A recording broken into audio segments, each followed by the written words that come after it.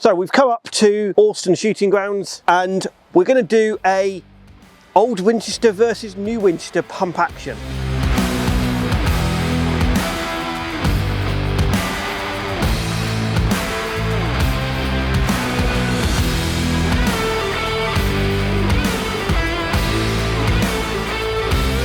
This is one gun that you will not see very often. It's a very old Winchester pump action, hand engraved, and it's going to be versus the new Winchester pump action camo.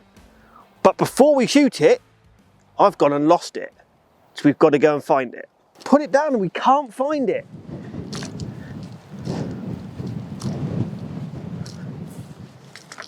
Where is it? The new Winchester pump action SXP with the new camo. And look at the new camo, fantastic. You can't even see it in the grass. Let's go and have some fun. What's your thought about pump action? Definitely fun, but it depends what you're using them for. For a bit of fun, fantastic. For competitive clay shooting, not so great. So obviously the big brands are Benelli, Mossberg, and then Winchester. And Winchester's always been up there. And their new one is just over 500 quid. It's camo, and it's great fun. What do you think of it? Well, solidly built like all Winchesters. Design, as I say, they've been doing it for how long now? Say years and years and years of development, more than probably anyone else. So overall, I think, you know, superb package. You know, the full camo, the reliable action system with it, the choking system, the balance of how the gun shoots. Overall, you know, the ergonomics have to be right on a pump action to be nice and smooth, reliable and fast. But overall, for the money it is, what a bit of kit. And exactly you say, it's under 550 quid. I mean, Yeah. If you're looking for a fun gun, either a fun gun or to go out and shoot ducks or pigeon shooting or something like that, you can't knock it. Exactly. You know, take 3.5-inch shells.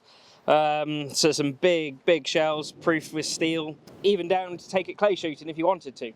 So really universal, you know, what else really competes with it for that sort of money? And if somebody's on there and they shoot over and unders and they just want to have a bit of fun and they love their over and unders, but they want to go down the clay ground and they just want something for fun, would you buy something like that for a bit of fun? Definitely. You know, one, you're buying the Winchester brand. So one, what you are buying is something that's quality. It's got some good build and design quality builds in there, compared to say some of the cheaper marks. But overall, yeah, you know, why wouldn't you? We've got a really rare beast there. Yep. You cannot find them. And the reliability on that is the same as that. I think they've just developed it well, haven't they? Yeah, I think it's finding that balance with reliability for refinement and reliability. As you know, Winchester's been built for many years. They know what works, what doesn't, where it needs to be strong, where it doesn't. So where it's been refined compared to, say, the older models, they haven't lost that genuine build quality that you'll see from an old Winchester that still works today, you know, without missing a beat. So, you know, a modern gun for relatively cheap money, you couldn't get a better package. I think it'd be interesting to see what the difference is, how it's been developed and how they feel when you're shooting them. Let's both shoot a few of each and then we'll come back and we'll talk about what the difference is. Paul?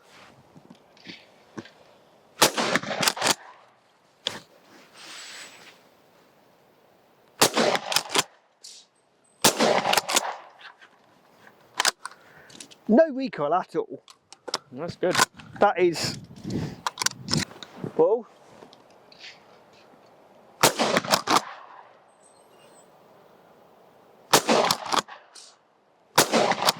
Oh, not the triple. Well shot. Paul?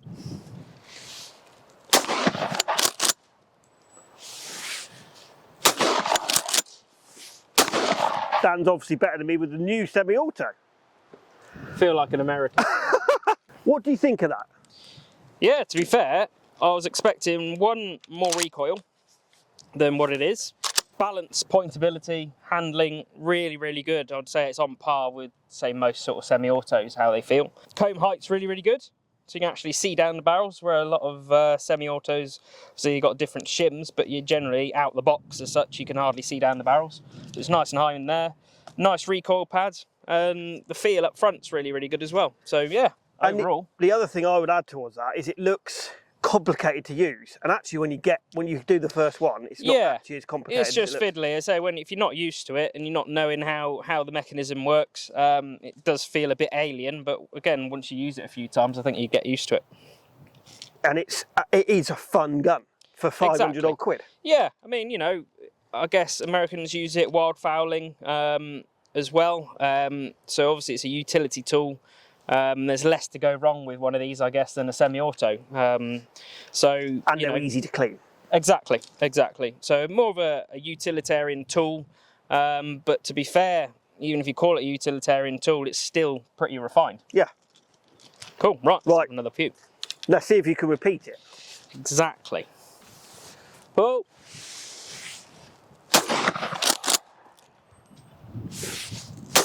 Well shot. You took the arse end out of the no bird. That was not bad. I say, I've got to make sure I actually clear the thing. But yeah, real good fun. Let's go back and have old Winchester. I mean, I would say, you know, even the engraving on it is on par with what you get in today's premium models, you know. So you look at the, you know, the detail and also going up the barrels as well. So you don't see that very often. And that's hand engraved. Exactly. I mean, how many semi-autos or pump actions do you get that's hand engraved? And also the woodwork. You know, woodwork's a big thing these days, especially in the UK. We get to see some pretty terrible pieces on premium guns. We get to see the odd nice bit. But for a gun of its age, you know, it's a fairly nice piece of wood that matches up the front and the rear really, really well. Yeah. Right, let's shoot it. Paul.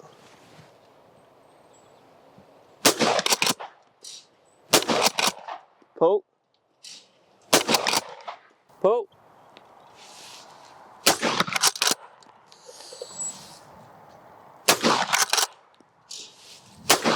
So you obviously just like Winchester pump actions. Superb product. Whether it's old or new, you can't beat them. No, I think, you know, the difference, smoother, recoil-wise.